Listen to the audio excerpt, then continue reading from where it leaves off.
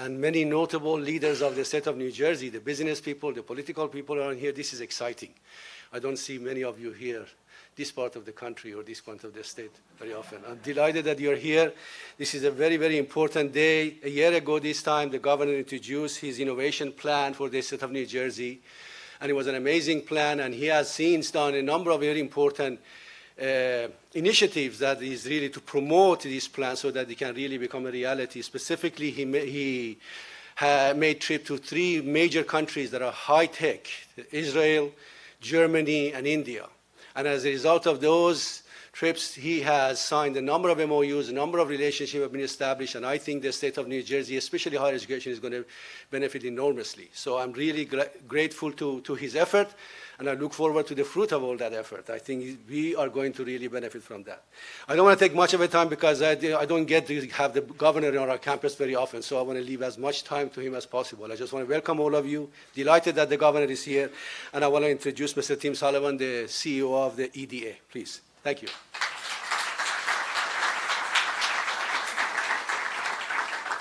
Thank you, Mr. President. It's an honor to be here. Thank you for your hospitality and hosting us and for everything you do for the New Jersey economy and for the students of Rowan as well.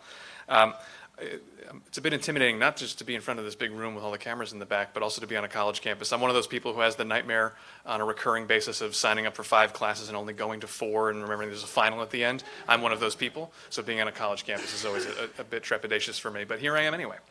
We're here to mark the 1-year anniversary of the release of this plan, which is the governor's vision for a stronger and fairer New Jersey economy. This is the dog-eared, weather-beaten version that travels around in my briefcase all the time. And it contains really a number of initiatives. I'm sure the governor will talk about the progress we've made and some of the continued efforts we're making to build a stronger and fairer economy. It's a plan and a vision that I was proud to be part of the team that worked on a year ago, and then I'm proud to have been on the part of a team, including great folks who are here from the cabinet with us this morning, working on it today. It's a plan that is both progressive and pro-growth. It's a plan that centers on investments in people, in communities, and in innovation.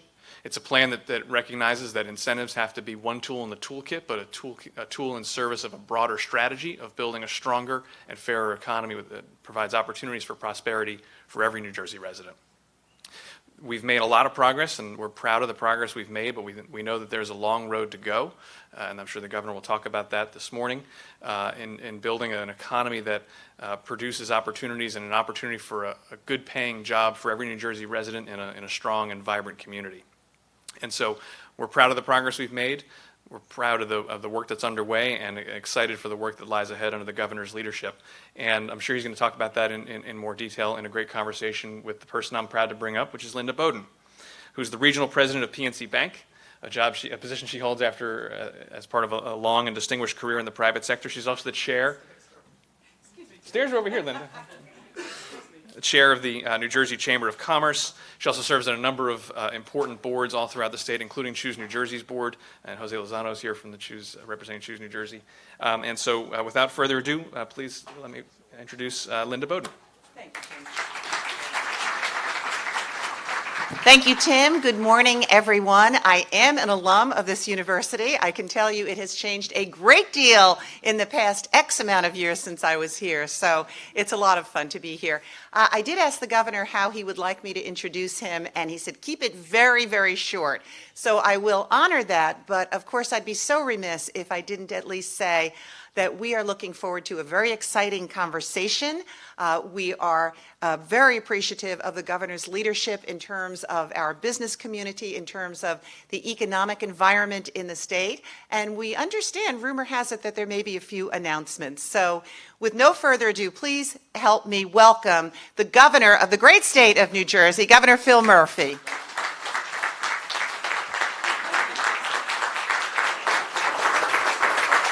Thank you all. Thank you. Linda, how are you? Governor, how are you? Nice to see you. Nice to see you. Thank you. Thank you for that introduction. Well, I kept it short, as per your request. I could have gone on and on. Someone introduced me recently and said, this man needs no introduction, and they gave me none. So I got what I deserved. Well, Governor, we just promised the room a very exciting conversation. We said, rumor go. has it there may be a couple of announcements, but Yeah. I would like to start on a very exciting note. I know you and your team are just back from India. I understand it was 7 nights, 6 cities. I know you met with Modi. You met with Gandhi's granddaughter. And most importantly, had some very significant successes there. So why don't you tell us about that? We did. Can I say get a couple things off my chest? First of all, Linda, Sure. Thank you. Linda's a very good friend who we've gotten to know each other over the past 4 or 5 years, so thank you for doing this today. Ali, thank you so much to you and Team Rowan for hosting us so graciously. I want to acknowledge all the VIPs, elected officials, Ed Salmon I see back there. Nice to see you, Ed. But so many folks out here, thank you for coming out today. And importantly, members of our cabinet. So Zakiya Smith-Ellis, who's our Secretary of Higher Education, Treasurer Liz Moy, Tim Sullivan, you heard from CEO of the EDA, Lamont Repillette, who's the Commissioner of Education, Tahisha Way, who's our Secretary of State, Jose Lozano is CEO of Choose New Jersey. So we had a great trip. I just said this backstage a minute ago. There's Cher, there's Elvis, there's Madonna, there's Bina. So Bina Sukumaran was... Bina was with us. Steve Weinstein was with us. His wife, Karen Elkis, my dear friend, was with us. We had an extraordinary trip, as you got it exactly right. 7 days, 6 cities, a heavy dose of investment, jobs, and higher education. As you mentioned, some political meetings, the Prime Minister, Foreign Minister, Commerce Secretary, a couple of the chief ministers, which are the equivalent of governors. And there's a really almost hand-in-glove overlap between what India is really good at and exports around the world and what New Jersey is naturally good at, which is largely the innovation economy. So it's pharmaceutical, life science, tech, telecom. And so the 2 words I was screaming all week were talent and location. And then a third word, importantly, because of the huge size of the Indian community in our state, we estimated around 420,000 is the word comfort. This is a natural state. So we, I think, announced 1,250 jobs. That's very exciting. Honestly, I think, Linda, we could have put a couple or even more thousand on top of that weren't necessarily related to our being there, but the runway exists overwhelmingly, as I said, in life sciences, tech, and telecom. And lastly, I mentioned higher ed. We had 5 universities with us, importantly Rowan, a whole bunch of memoranda of understanding. And our sort of litmus test on a memorandum of understanding, and Bina and Steve can back me up on this, we weren't just checking boxes to say that we did it. These are substantive agreements where both sides are all in on contributing whatever they have agreed to contribute that will yield results both there and importantly here, whether it's jobs, research opportunities, exchange of content and best practices. Some really exciting trip and thrilled that we did it. And we have well, thank you for that. And I think we're all very excited. We have a significant Indian population in this state, and I can tell you there's a great deal of excitement in that community as well. So it's great leadership there. You know, let's, if we might take it to an even broader conversation. Today is the 1-year anniversary of your sharing your economic plan and vision for the future of the state. So maybe you can tell us, has your vision changed at all, Governor, or you're sticking to your original plan, and how are you feeling in terms of progress? I feel really good about it. I should have said one other thing. A giant in Glassboro's history passed last week, Leo McCabe, who was the mayor for, 16 years in Board of Ed before that, so many other areas. And I remember coming to Glassboro, Ali, long before you and I met, but I remember coming here probably 20 years ago, and what he did to transform this community cannot be underestimated, so God rest his soul.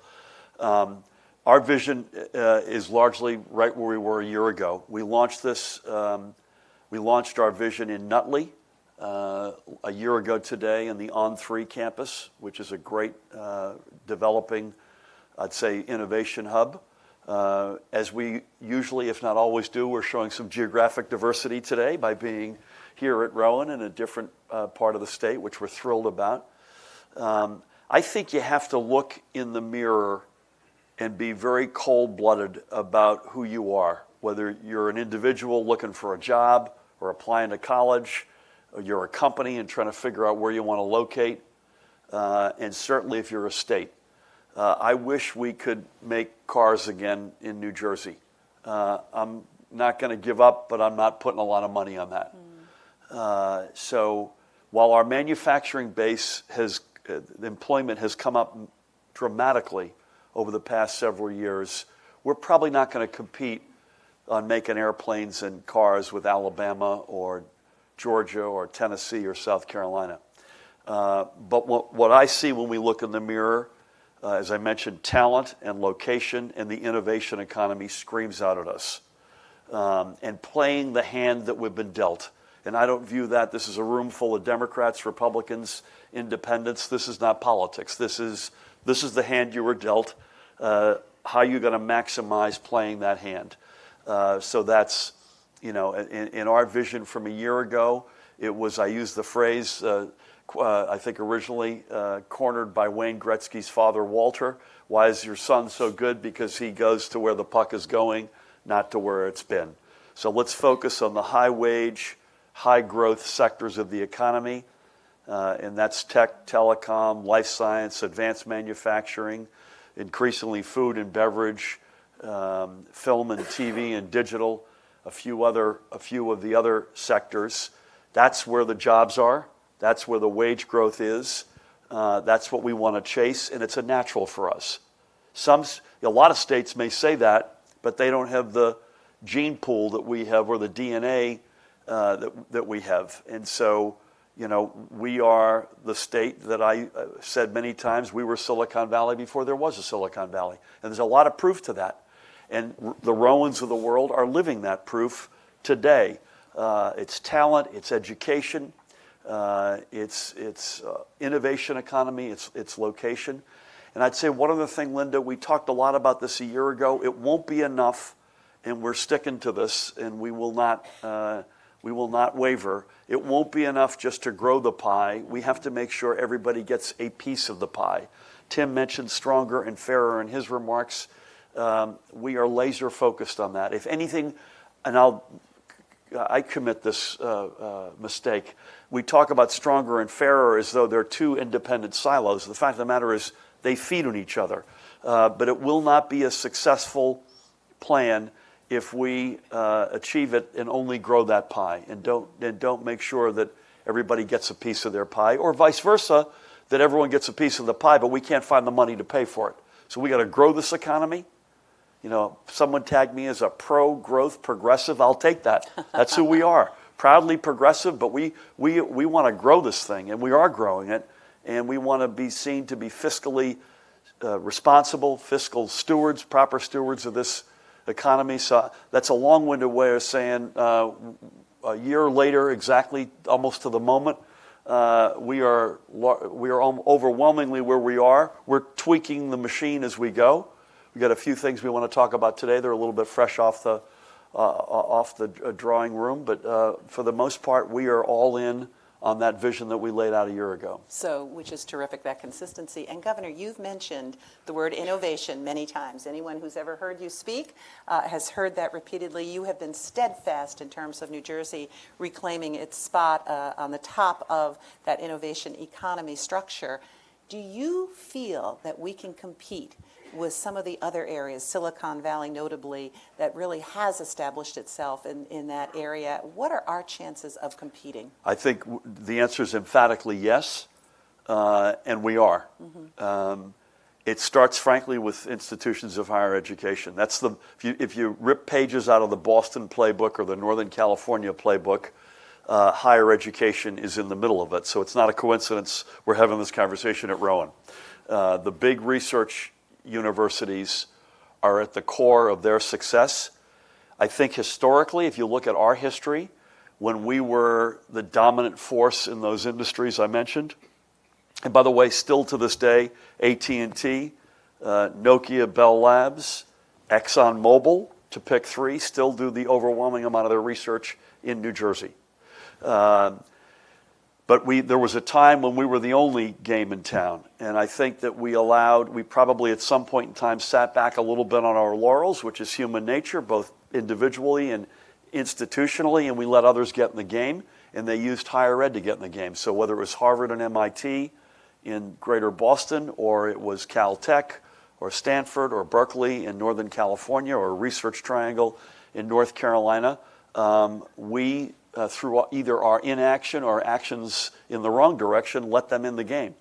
But we have every bit as competitive a collection of attributes as they have. We have extraordinary institutions of higher ed. Just look at the 5 who are with us in India. Rowan, obviously, Rutgers, New Jersey City University, NJIT, and Princeton. Those are 5 I'd put up against any research collection of 5 research universities any other place, maybe not even in America, I'd say even in the world.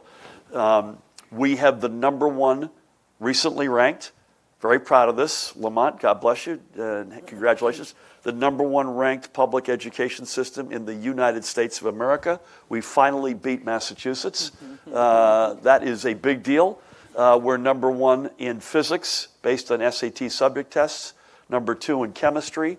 We're #1 by a mile in foreign language participation. And that says a lot, not just about our diversity, but about our mindset. We've got the safest, #1 safest hospital systems in America. Save the Children ranks New Jersey the #1 place to raise a kid.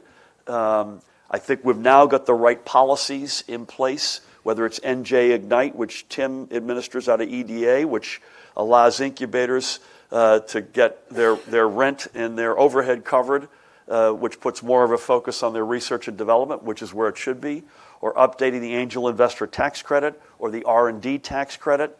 One of the 5 elements of the proposed incentives, which I would reiterate today, we need to get done and should get done, is a rebooting of the venture capital reality in this state, which has slipped. We've got all the pieces, and 49 other states, Linda, would die to swap with us in terms of our location. The good news is we got here first, and we're not giving it up. But when you combine all of that, educate the inputs, the talent, the location, the diversity, the mindset, we are as international a state as there is in any American state. That combination is as good as anybody's. That's terrific. Well, thank you. I think we love your enthusiasm and excitement on this and painting the picture for us. I'm also thrilled as a member of the business community to hear you talk so frequently about the partnership between higher ed and the business community and certainly government, because there's a great deal of potential there. Yeah. Governor, I'd like to go back to something you said before. We've talked a bit about making the state's economy fairer for all. Stronger and fairer has been, again, a very consistent phrase that you have employed.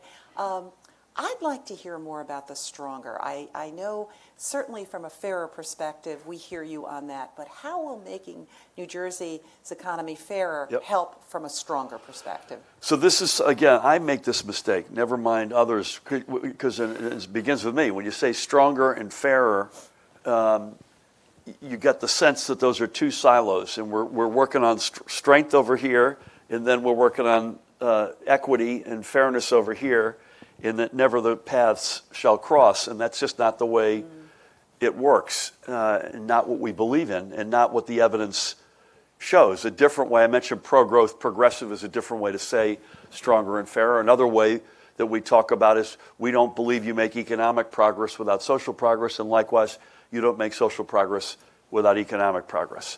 And so I would just say, as we sit here on this October 1st, we're not spiking any footballs, believe me. But we have the lowest unemployment rate in the history of the state.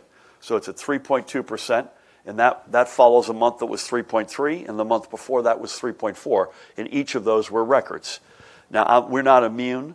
No American state is immune to the national vibrations, and there are many, or the international vibrations, whether it's trade, tariffs, or otherwise. So, and we inherited, let there be no doubt, some big structural deficits that will take time to chop through, whether it's pension and health care challenges, whether it's property taxes, those are not things you can solve overnight.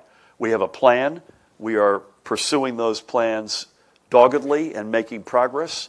But as we do that, we have to put some runs on the board on the stuff that we know that can have an immediate impact.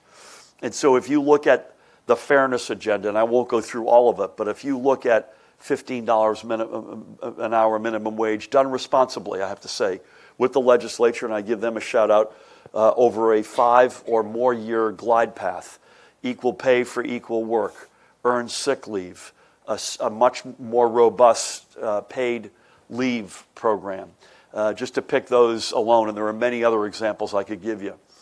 It is not as though some group of us has given a bunch of benefits to them that will stay within their own orbit. The reality is, when you raise minimum wage, when you have much stronger workplace protections, which I think, again, are done responsibly, you have a much more confident, stronger, more able to participate fully in the real economy workforce than you had before. When you have the apprenticeship network program that our Labor Commissioner Robasero Angelo has stood up over the past 20 months, when you have all of the various tools that we're using, not just in wages and benefits, but to help folks get a job faster and a better job faster. Is that good for them? Absolutely, it is good for the individual. It is good, importantly, for all of us. That feeds back into the real economy. Anybody gets a pop in wages, more often than not, they're going to spend that money. So while we're dealing with the big sort of long-fused challenges, we're trying to put runs on the board every single day and get our story out. And get our story out not just around New Jersey, but around the country and around the world. In fact, I'm not sure if Tahisha has said this today publicly or not, but one of the things I want to say today is that the Secretary of State has overseen what will be and awarded a $3 million marketing campaign to tell the New Jersey story in the business community. So this is not on. It's certainly, you will not see my face as part of this. You'll be happy to know. This is not a feel-good television commercial. This is raw, cold-blooded investment in promoting New Jersey to the business community, not just in our state, but around the country and around the world, and getting that story out. I'm really excited about that, so well done. That's great. Tahisha, that's terrific. Thanks, Secretary of State. That's wonderful. So, Governor, what I hear you saying about fairer and stronger is these are not mutually exclusive terms. They're very interrelated. And really that if we stick to that and stick to the focus on ensuring that interrelationship, we will succeed. So appreciate that. No question. And I have to say, Linda, if folks didn't see this, I was speaking to the CEO of the Business Roundtable on Saturday. About 3 or 4 weeks ago, the Business Roundtable, which is a national organization of basically representing the business interests in our country, and Michelle and Tom and others here, and you obviously as a chair of the chamber know this, basically shifted their mission statement from shareholder only to a broader stakeholder mission, which we welcome wholeheartedly. In fact, I wrote an editorial applauding that shift and making the point that that's how we've been thinking about it in New Jersey, that it is a broad community of folks, of interests that are important to engage with and to have a healthy relationship with, and none more so than the workforce. And so much of the strength, so much, of the fairness agenda that we're pursuing is directed to working, the workforce and working families. I think it's an acknowledgement that that's where the world is headed. That puck is going to a different place, and I'm proud to say I think we got there first. And again, I'm not some wide-eyed, hair on fire, left-wing liberal. I'm cold-bloodedly, what is the mix of policies that maximizes our economic prospects? And that is a lot of stuff that touches a lot of different communities. Increasingly, companies not only want to make sure the value proposition works, that what they pay into New Jersey, they feel like they get a rich basket of stuff back for that, and that's no different than any family. So it's good value for money. But on the other hand, what the Business Roundtable has codified, and I think we are living, is the values. It's not just the cold-blooded math, which we have to, by the way, we have to get into the right place, and we're doing that. But it's also, how do you treat your workforce? What is your how do you treat the environment? What are your gun safety principles? How do you think about immigrants in your immigrant communities? How do you treat your LGBTQ community? What are your women's health principles? Whatever it might be, I feel like we are living that. I'm thrilled that the Business Roundtable has gotten to a similar place, and that sort of is it gives me at least a kick in my step and our step, I think collectively, that we're onto something, and I feel more emboldened even than before. Well, and Governor, you've talked about and you've engaged in so many things this year, and so if we could condense that, what are the things you're most proud of in the past year in terms of the business and economic environment? I think you can't not be incredibly proud of being the #1 ranked public education state in America. I mean, that's a big That is huge. deal. That's huge. And I'd say the whole education bucket, and I mean everything from expanding pre-K, which we're doing aggressively, to putting more money into making higher ed more affordable, whether it's through TAG money or EOF money, to the community college opportunity grants, which is based on need, which the key is overseeing, making community college over a period of years free, accessible for everybody. Computer science for all in high school. I mentioned our apprenticeship network, workforce development action. So the whole education spectrum, from the very earliest right up through, and I'm sure, Ali, you've got this at Rowan. I know you've got it in a big way at the community colleges, and you're doing great work. You're breaking new ground in working hand in glove with the county colleges that you're affiliated with. You go on these campuses, this just in, it's like it's not your grandfather's Oldsmobile. Not everybody's 18. You've got life learners across the entire spectrum. So the one big area I think we should feel really proud of as a state collectively, all of us, is education from the very youngest right up through seniors who are at it. Secondly, when you talk about talent and location, it's existentially important for us to be able to move people and things around this state unlike any other state in the country. We are the 11th largest state population-wise, the 9th largest economy, but the 4th smallest geographically. We are the densest state in the United States.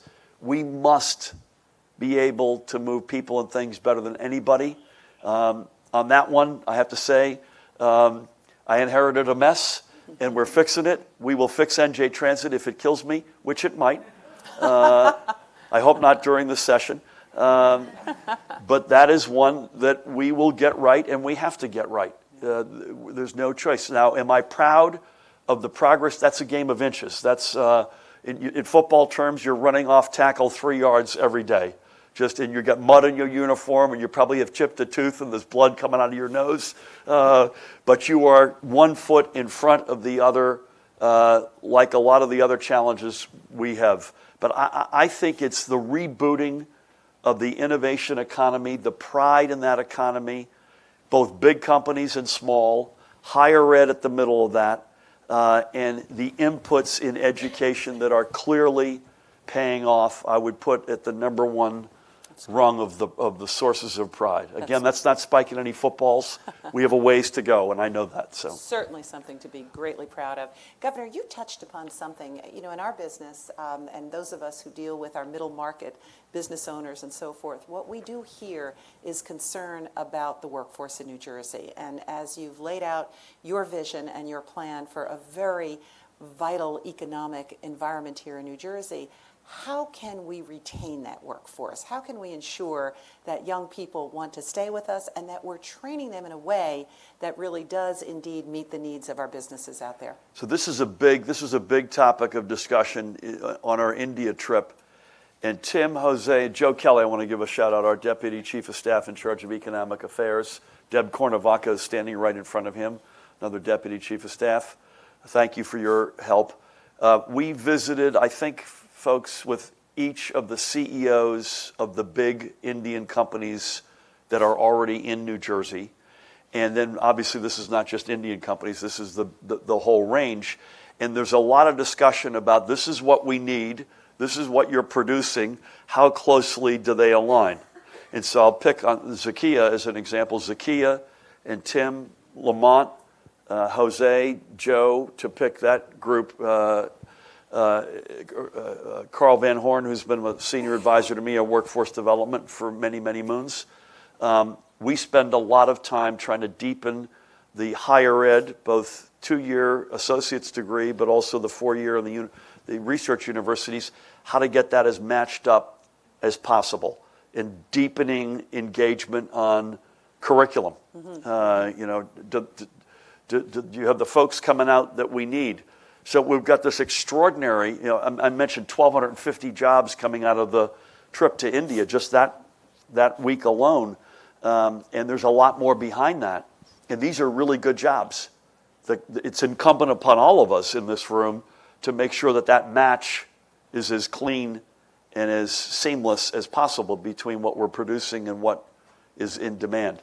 I wouldn't mind, I'm conscious of the time, although we're still good, I think. We're good. Yep. I want to go off on a little bit of a tangent because this gets to a point that I think is worth at least throwing on the table. I view the state sort of in 3 big demographic buckets, and there's nothing hard and fast here, so forgive me. But the fat middle, you're about 30 till you're about my age, 62. And I love the way you said X years ago when you were here. I just want to say that was really brilliantly done. So I should have said I'm X years old. In that fat middle, you're largely in the state defined by really 3 things. One is you're more likely than not own a home. Secondly, if it's a 2-income household, you're both working. Mm-hmm. Mm-hmm. And 3, you've got kids you're educating, plus or minus. We have been, if not a state of choice, the state of choice in that demographic. That is all about public education. It's all about NJ Transit, getting to and from where you got to get to safely, reliably, on time, and not continuing to pay through the nose. In the last administration, commuters paid 36% more over the 8 years to ride NJ Transit. We've now frozen it 2 years in a row. It's got to be a fair deal. The magnets, again, are public education, transportation, quality of life, healthcare, obviously jobs, being able to move around the state and between the state on the one hand and cross the river up north or cross the river, either the Hudson or the Delaware. That's our bread and butter. That defines New Jersey. I view my job, our job collectively, is to continue to dominate that space.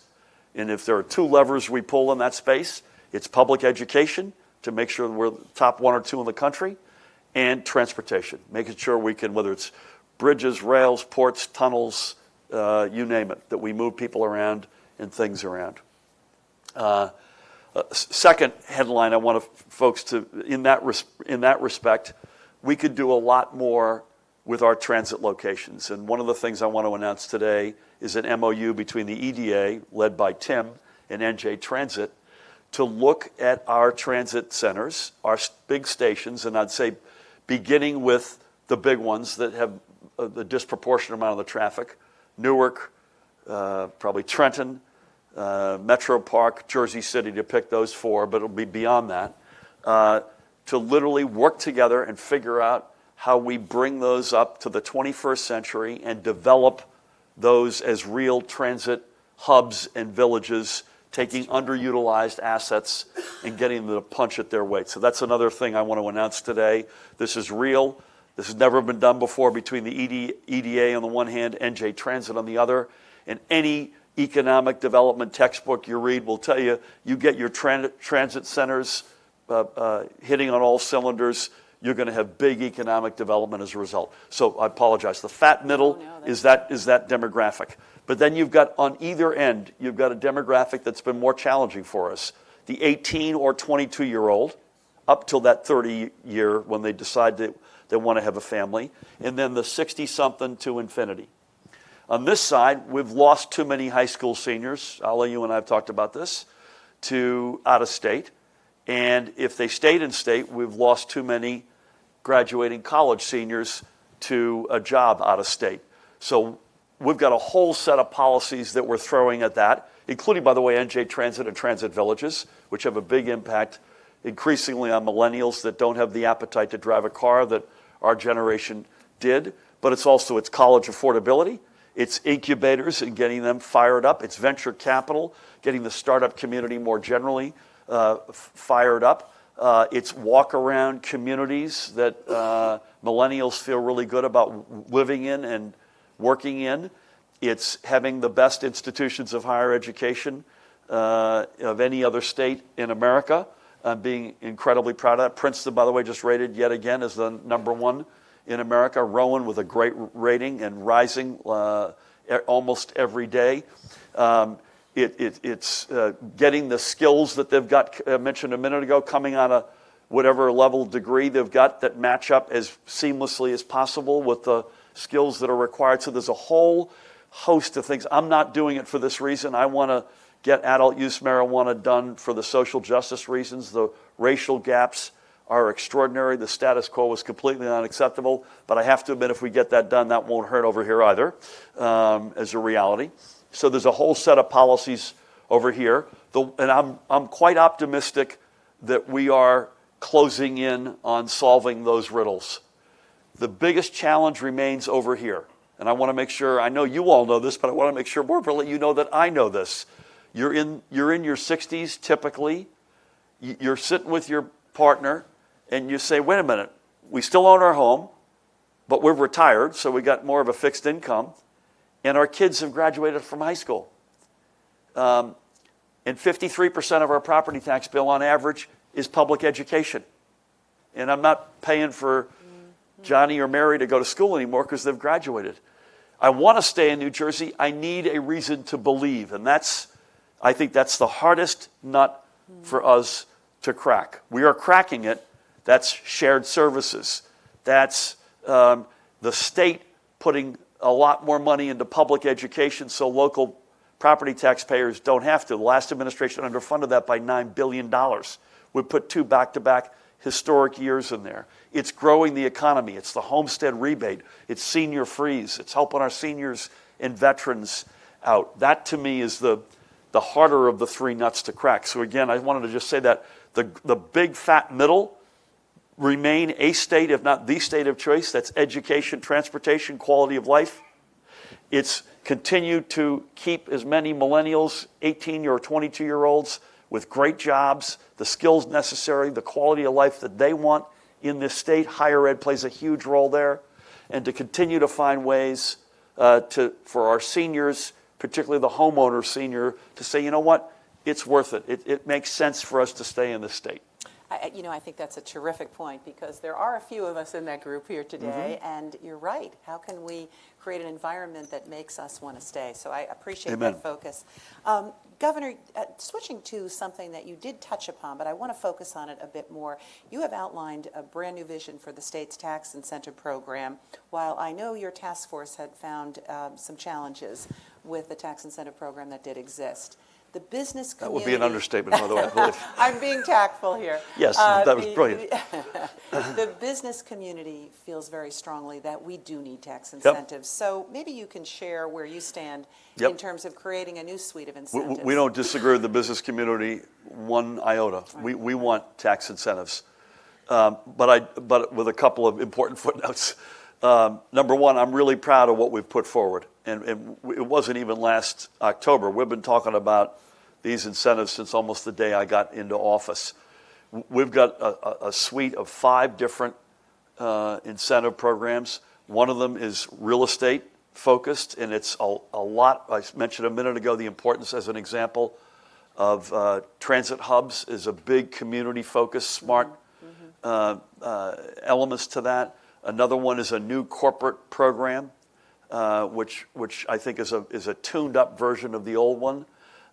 We've got that venture capital program, the Evergreen Investment Fund, which I think is a brilliant, not my idea, so I can say this, I give Tim and his team the credit, sell tax credits to big companies, and then take the proceeds from those tax credits and staple them with real venture capital money managed by venture capitalists, not by the state of New Jersey, to invest in the startup culture in the state.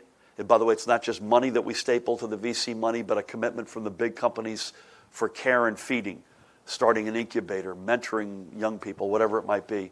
I love that. An updated brownfields tax credit and a historical preservation tax credit, which there's a federal historical preservation tax credit, but it's black and white between where that investment gets done and jobs created and communities revitalized. Not if you've got a federal tax credit, because everybody's got that, is whether or not you've got a state one. So it's real estate, corporate, venture capital, brownfields, historic. I think it's a really good suite. We do think they need to be capped. We got to, obviously, this task force has shined a light on the fact that you have to manage these things. If you promise to do X in exchange for Y, you actually have to do X. I asked our comptroller, who was a holdover from the Christie administration, to do an audit right when we got into office, and in their sample size, after spending almost the full first year of our administration, they couldn't find 20% of the jobs that were promised. So I have no choice but to put an independent task force together to figure that out. I'm still hopeful.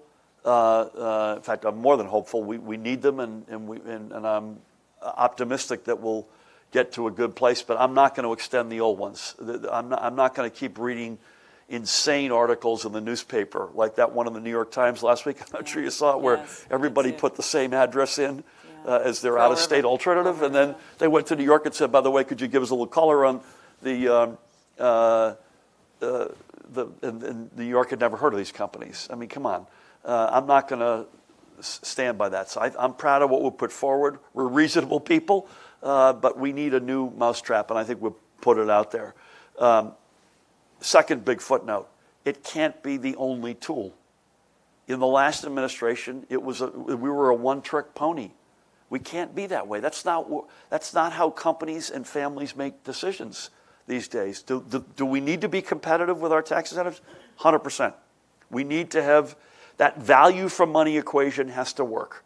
And we're not going to, I don't want to offend anybody from Mississippi. It's a great state, but we're not competing. Or if we are competing with Mississippi, my guess is that we're not going to, that says something about on the basis upon which the decision is going to be made, and it's probably not going to be us. But if we're in a good value for money space, which is where we're competing most often with, Massachusetts, New York, California, we have to be competitive. I get that. Tax incentives need to be a tool in our toolbox. But again, increasingly, Linda, what do your institutions of higher education look like? What's the research done there? Is it all theoretical, or are you embedded into the real economy? What sort of a public education and quality of life will my employees have for their kids as they bring their families up? The values that I talked about. How do you feel about the environment, the business roundtable shift? I think that's increasingly really important. So I'm all in on tax incentives. We need a new generation. The old one is quite clearly didn't get it done. It needs to be a tool in the broader toolbox. And when I say the old generation didn't get it done, I'll even leave aside all of the craziness that we're reading about and that's come out from this task force. We were 42nd, 47th, and 49th. That's out of 50, by the way, in job growth, wage growth, and poverty eradication, measures of poverty eradication over the previous decade. You know, we're not even in the playoffs, never mind having a shot at the Super Bowl. Last comment, good news story. This is maybe another headline from today. Do you know what is really working well? The film and television tax credit. We are on fire. Not only did I sign it into law after Governor Christie had let it expire, but we have a really progressive and competitive tax credit, including a diversity rider, which has really gotten a lot of attention. We're a state that's chock full of talent.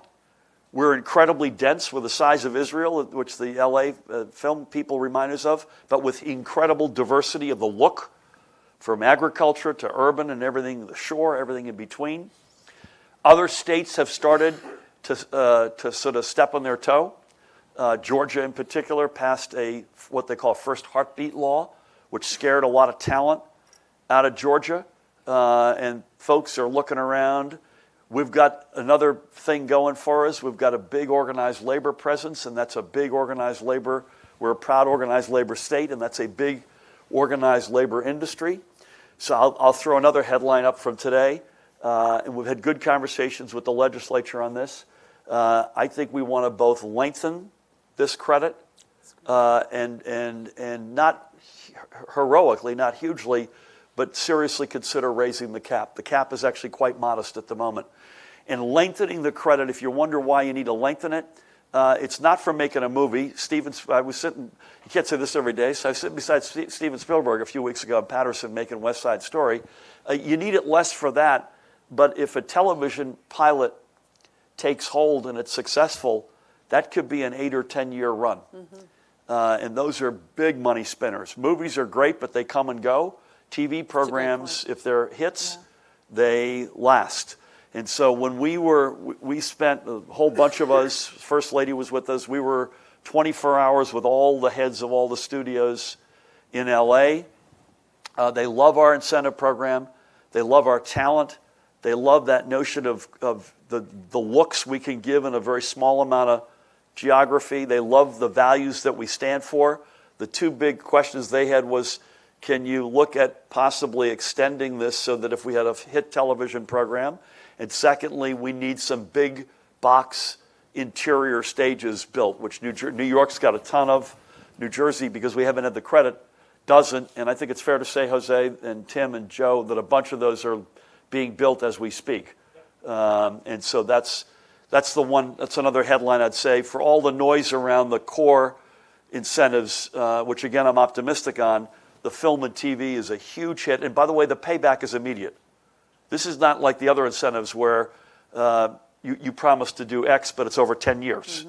This comes to town, the circus comes to town, and you hit immediately, and you get an immediate payback, and it's a winner for us.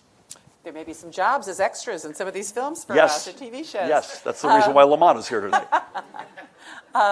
Thank you, Governor. That is exciting. And I had read that West Side Story was being filmed in Patterson, so all the more reason to look forward to seeing it.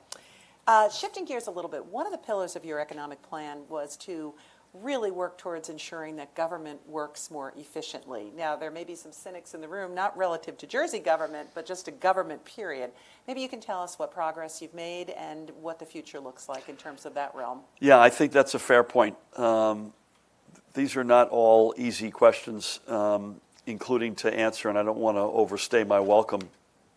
We're good time-wise. We okay? So let me just say, I want to start with a point of pride. Beth is not here today, is she, Novak? I want to give Beth Novak a big shout out, who Bina said was here recently? On Monday. So that's yesterday. No. A week ago, okay. So Beth Novak is our Chief Innovation Officer. And I give Beth an enormous amount of credit. She had worked in the Obama administration. She advised David Cameron, not on Brexit, by the way, I think importantly. And she is in a sort of a kitchen cabinet that advises Angela Merkel, who I know quite well, and was the chancellor in Germany. Beth's got an extraordinary reputation. She is our chief innovation officer, and working with Joe and Tim and Jose and their teams, and this is not just an announcement, but a request. We are beta testing a portal, and she's been right in the middle of developing this, called Business First Stop. I think you get on it at business.nj.gov, business.nj.gov. And it's based on a lot of I'm just looking out to a lot of friendly faces. We've had a lot of input from folks, including yourself, I believe, Linda, in this room. This is, I want to start a business. I'm out of state. I want to go to New Jersey. Part of the $3 million, I think, will be to advertise this, the reality of this. I'm already in New Jersey. I want to expand. This is something that folks were begging us to help develop as far back as 5 years ago, even before I declared I was running, under the theory that, when you sit with a business person in New Jersey, the words red tape don't even begin to tell half the tale. 18 doors to walk through, permitting challenges. I take care of your asks, but Tim, you all didn't speak, and this is a way for folks. It's not fully. It's being beta tested, so don't assume that it's the end of civilization here. Part of the reason I'm saying this is we need your input on it. Mm-hmm. But it is a major first important step in a way that government can be seen to be here for you and supportive and efficient, and push back on some of the spaghetti and scrambled stuff that folks have had to deal with. I'd say, again, business.nj.gov, we're calling it Business First Stop, is the sort of headline, and would love your input on that, and this will get more robust by the day. And I think is a potentially really powerful tool. I'm not sure I've got any more new news to announce, but that is another piece that I wanted to make sure. Yeah. Maybe at the end I'll recap the 3 or 4 things that are hot off the press, but that's one of them. If you're a property taxpayer, or if you're a mayor and you're in one of the 565 communities or a board of education, and there's a lot of pressure on you to find ways to stay within your means, and property taxpayers are rightfully saying, wait a minute, this is a crisis that's been building for decades. I think folks need to look at government, at the state government, and say, are you doing everything you can to help us? The Lord helps those that help themselves. Is the state doing its share? And I'm proud of the fact that I think we are. Now, can we do more? Yes, and we will do more. But we had a shared services summit last week that's real. 2 former mayors are running it, a former Republican mayor and a former Democratic mayor, 2 good friends of mine. There's now real money in the budget that I signed. That's real. We had a budget that had $1.1 billion year over year savings, real money, 800 million of which was working with our public sector unions together with them to get health care savings. That's real money. And that's the budget I signed. That wasn't the end of history either. That was this year, and as we speak, we've got Liz Moyo's got a team that is going through the entirety of government, including agencies, trying to uncover other opportunities, which don't take it out of the individual. We think there's a lot of money that both helps the property taxpayer but doesn't screw the public sector employee, as an example. And so we've put a lot there. I mentioned earlier that when you put over 2 years, Lamont, $550 million of new money into K through 12 public education from the state, that begins to level the playing field. The last administration, $9 billion of underfunding the school funding formula. Finally, we're starting to, that's a long journey as well. Expanding pre-K with the state's resources, the community college opportunity grants. So finding ways to take the burden, so it's less efficiency as much as it is we're leveling things out so folks say, you know what, it's not just me. It's freezing NJ transit fares for 2 years in a row now, at least till June 30 of next year. while we get this thing fixed. But I go back to that first, if that portal is successful, Business First Stop, that's a game changer. That is a game changer in how businesses, small, probably more often than not, but small, medium, and large, but more often I'll bet small, and that's 60% of the employment in the state, by the way, that is a game changer for them as they look to start, look to come here, or look to expand here.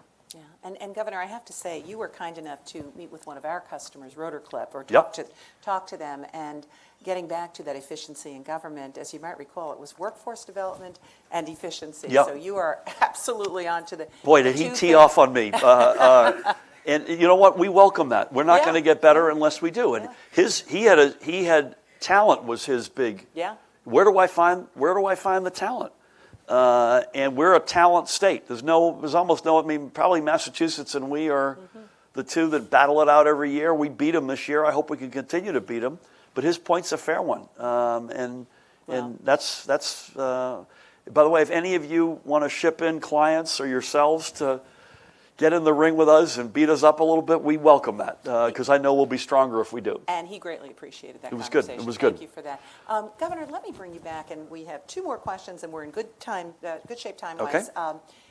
You had referenced something that I know it's tough to hear, and it's tough for us to live, and it is something that was in place prior to your coming on board, and it has continued a bit into your term, and that's where we rank in terms of business environment, business climate, all the kinds of things that you were referring to earlier. This is further proof that Linda's not being overly ginger with me today. No, actually, we have to, and we have to talk about this. We have to talk about this. So, having said that, and I know you've covered a good deal of this, but I want to really kind of come down on it with a laser-like focus. Do you believe your policies have already made New Jersey a better place to do business? And I know you've touched upon that. And if the trend of these rankings continues, how do we plan to combat it? So this is a great question, and we do have time, right? Yes. You said you only had a couple more? I have one more after this. Okay. So I want to say this, again, I'm looking in the mirror, and I want to be cold-blooded in my assessments and self-assessment. I think if you can't be honest, people always ask me for career advice. I used to say, I don't even know if this book is still in print, read a book called What Color is My Parachute, I think it's called. Yeah. Right? Yeah. And the only reason I said that is I think it's really good for folks to be honest with themselves, because that book has a lot of exercises that at the end of the day is holding a mirror up on who you are. And I think we have to start there. We can't kid ourselves. And so I would say this. A lot of those surveys have a genesis in taxes or in cost of doing business. And I don't begrudge that. And I would say this. If you're a one-issue voter and tax rate is your issue, either a family or a business, if that's the only basis upon which you're going to make a decision, we're probably not your state. If that's the only basis upon which you're going to make it. It's possible we are, but I don't think we'll be the states. That's not to say that we don't take that seriously, and I'll come to that now, but if that's literally all you care about, we're going to lose. And by the way, we're a proud organized labor state. So, and I'm not casting aspersions on any other state, but there's a reason they're making cars in Alabama. It's the cost of doing business there, and they're a right-to-work state. We'll never be the low-cost state to live in or do business in, and we're never going to be a right-to-work state. And so that result should not shock us. I don't necessarily, I'm not thrilled about it. I'd still like to be making cars in New Jersey, but, and again, this is not specific to Alabama, and I've got no issue with any of these states in particular, but folks are not moving there for public education. They're not moving there to find what we have, the highest concentration per square mile of scientists and engineers. Do you know where? In the world. In the world. And so I view, do I feel good about where we're going? I feel great about where we're going, with the caveats, we're not spiking footballs. There's a lot of vibrations out there nationally and internationally. We inherited a couple of big structural realities that are going to take time to fix.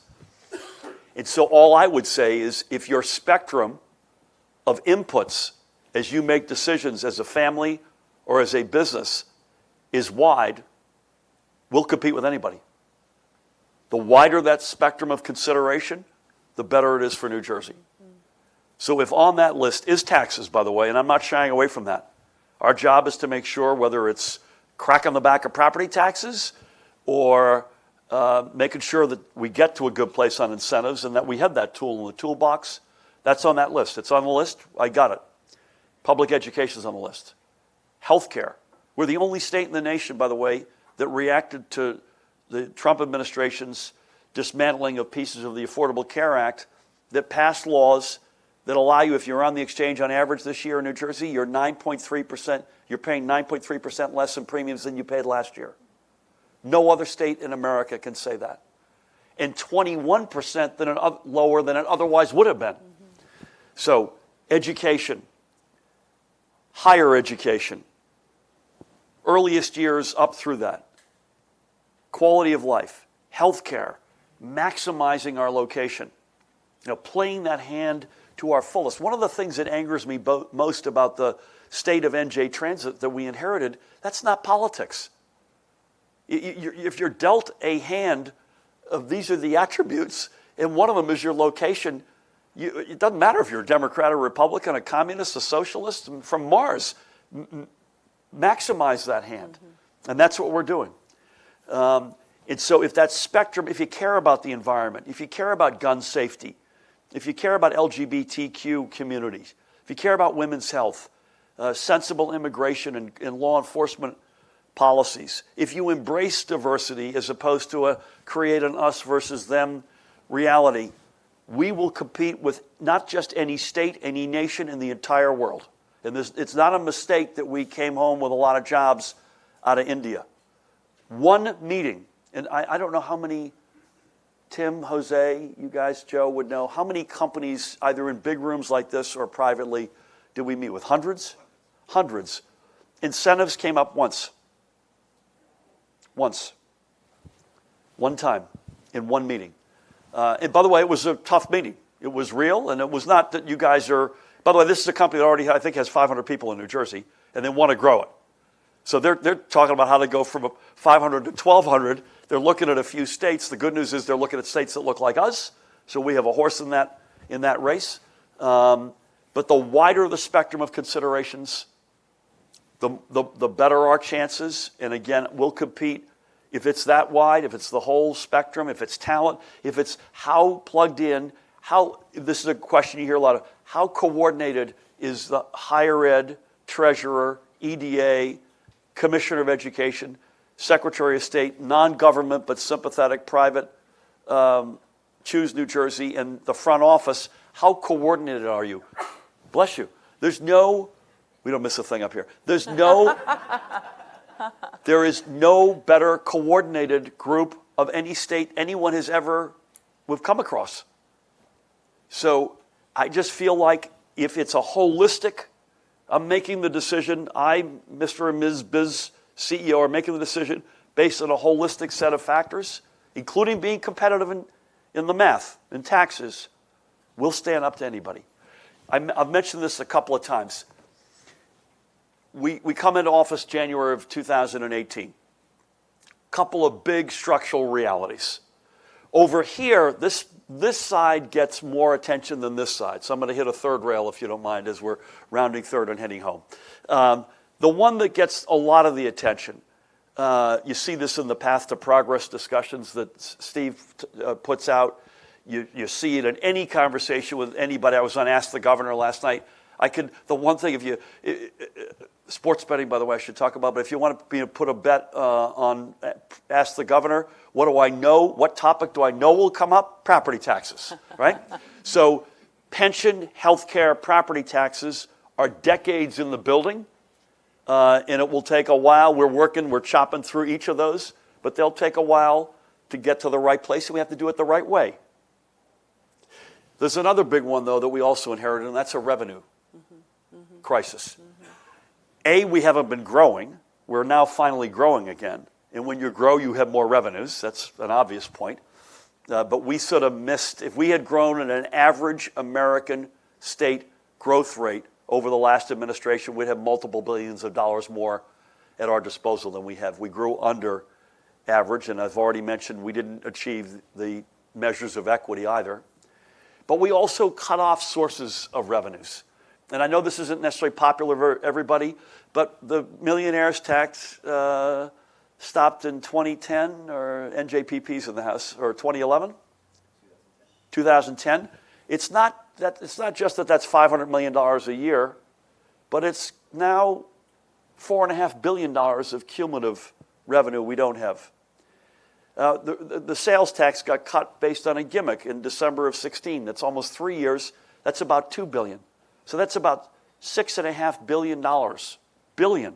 Never mind gun fees that haven't been raised since 1966.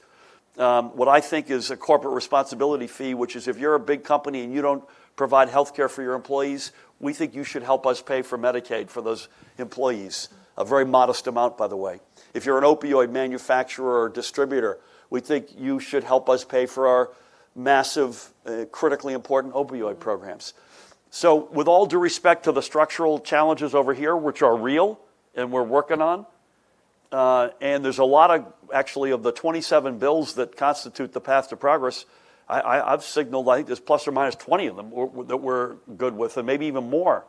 But let's not ignore the other structural reality. We shut off some big, and Brandon knows as well, we shut off some big spigots of revenue, in addition to not growing, that if we could solve both of those at the same time, we'd be able to build that bridge that would allow us to get to the place we know we need to get to. Thank you. Thank you, Governor. And last question.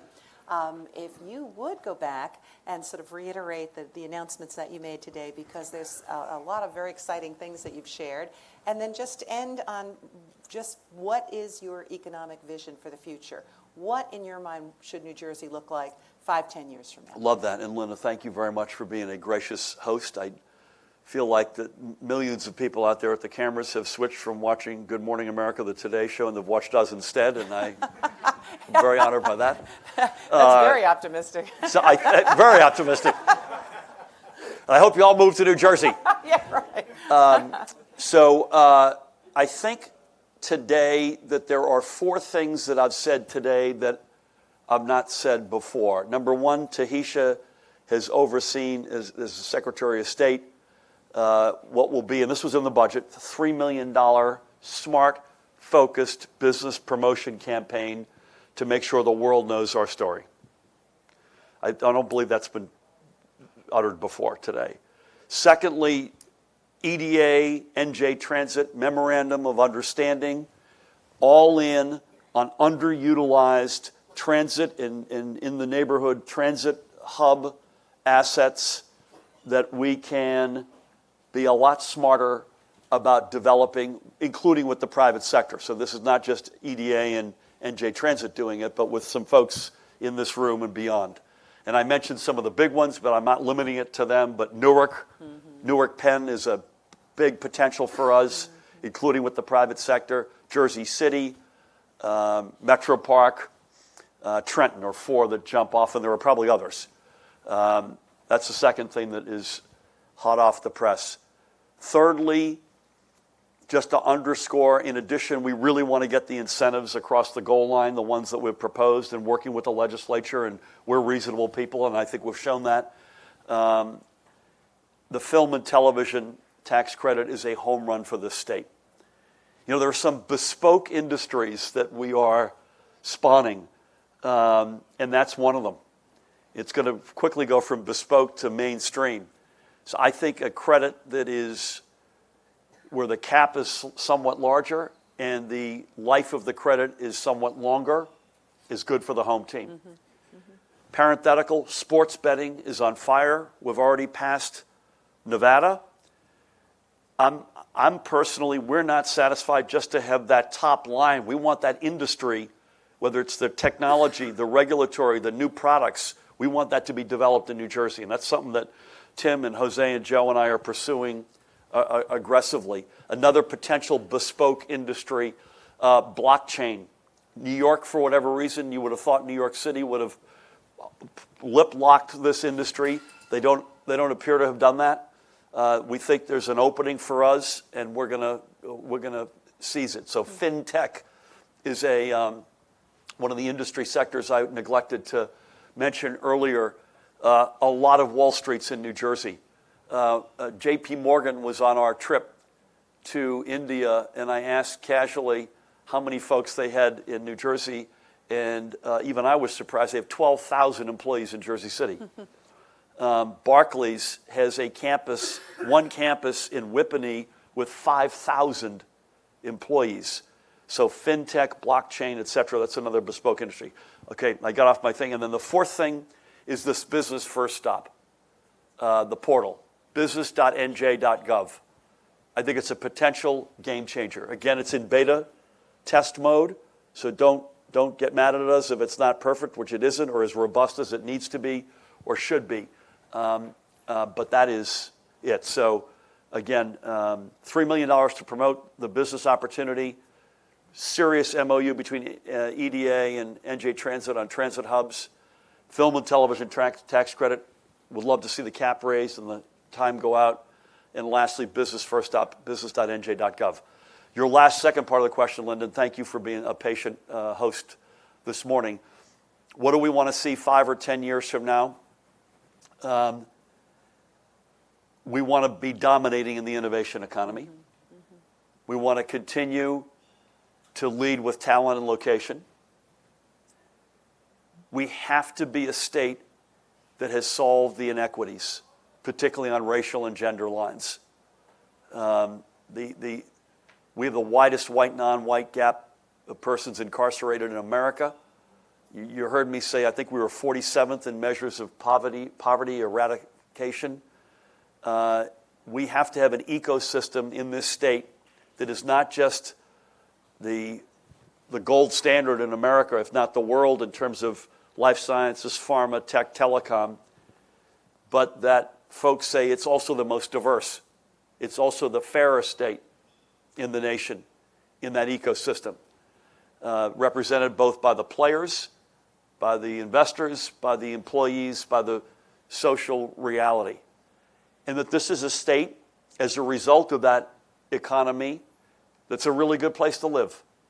That we've solved some of these we found the revenue through a combination of growth and reopening some of the spigots that have been shut off, that we've been successful in chopping through a decent amount of the agenda on the pension, health care, and property taxes, that we've stayed top of the heap in education from pre-K right up through the big research universities, that we've solved NJ Transit, and that we are, in fact, moving people around and things around this state unlike any other state in the nation, that we continue to be extraordinarily proud of our diversity. We wear it as a badge of honor, and we don't just say it, we live it. And we're stronger, therefore, as a result of that. That is, I think, if not the end point, that is a place 5 or 10 years from now that not just forget what I want, although that's what I would like, that I think is entirely within us. We have the raw material, which again starts with our people and our location. I think we've got the suite of policies. We have, even when we don't agree, I think we have a very healthy and open door relationship with all the constituents in that vision that matter, including the business community. And I thank so many for coming out today. I certainly know we've got that in higher ed, and we'll continue to wear those universities as a badge of honor. It's down to right now, and it's going to take a while. So this is not Monday to Tuesday. This is a 5 to 10 year journey. We're a couple of years in. I think, frankly, Linda, I'll leave you with this. It is less about, although I hope there still will be some of this, it's less about coming up with the next whiz-bang idea and more about execution. You know, I think we know where we want to go. I think we know what the policies are. And again, that doesn't mean that we're blockheads and we're not open to debate and and discussion, but we know within a range at least what the policies are and where we want to go, and we just got to execute it. So like New Jersey is the ultimate turnaround story in America. And I've said many times, NJ Transit is the ultimate turnaround story within the New Jersey turnaround story. And having been in business myself, I know one thing about turnarounds. They're not necessarily glamorous. There aren't a lot of 45-yard passes to a wide-open receiver with confetti every day.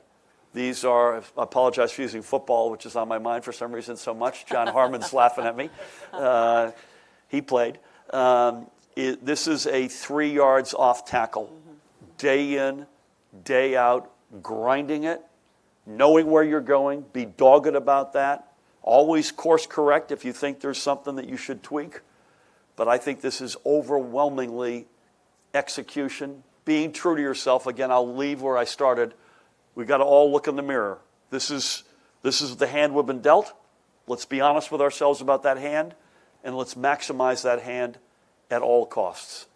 Thank you. And Governor, what I would love to close on, and then as first of all, we so appreciate your taking the time, I don't know if I'm off here, taking the time to talk to us about this. When I'm with you every time, I so appreciate your transparency, your genuineness, obviously your leadership, but your clear-eyed view of what needs to be done. Thank you, Linda. We thank you, and please join me, if you would, in thanking the Governor. Thank you. And thanks to Linda. Thank you so much. Thank you. That was fun. Awesome. It was fun. Thank you all. Thank you, Ollie. Thank you, man. Thank you. Thank you, President.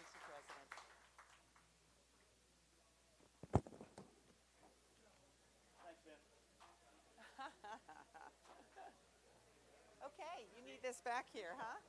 Let's see. Could you hear it? Was it on? Yeah. Okay, great. Great.